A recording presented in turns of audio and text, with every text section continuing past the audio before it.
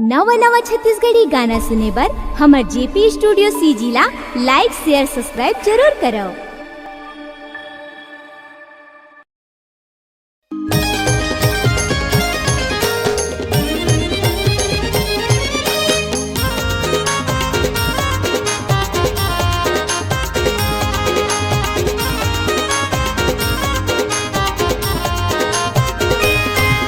अरे दिल से दिल लगावत नहीं, मन के बात बतावत नहीं। दिल से दिल लगावत नहीं, मन के बात बतावत नहीं।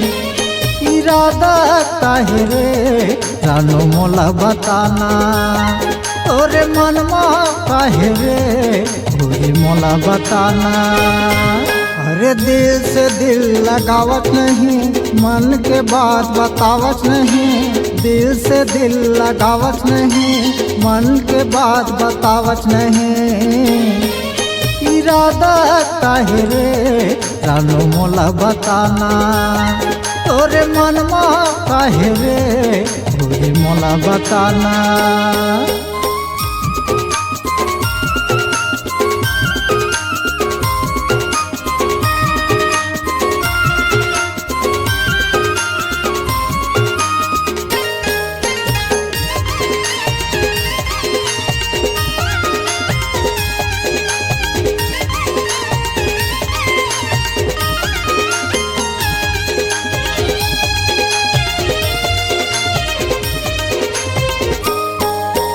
पहली बने हसत कुठियावे जब तोला का हो गे, कोनो टोरा के पाही परे वो जैसे मोला लागे।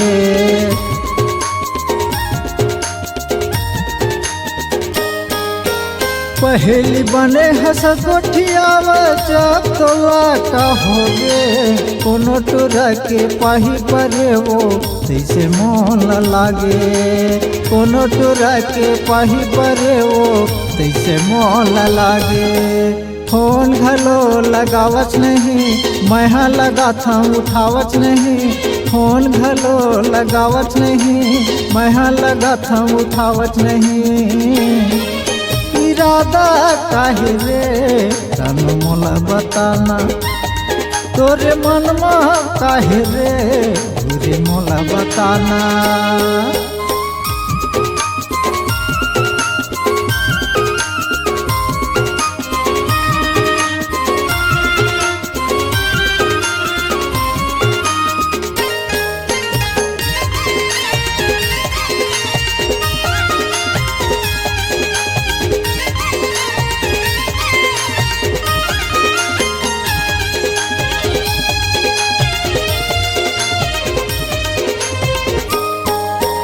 देखे बिना रह नहीं सका मोहनी लडारे।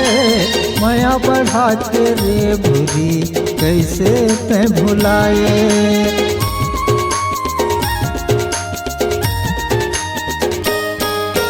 देखे बिना रह नहीं सका मोहनी लडारे।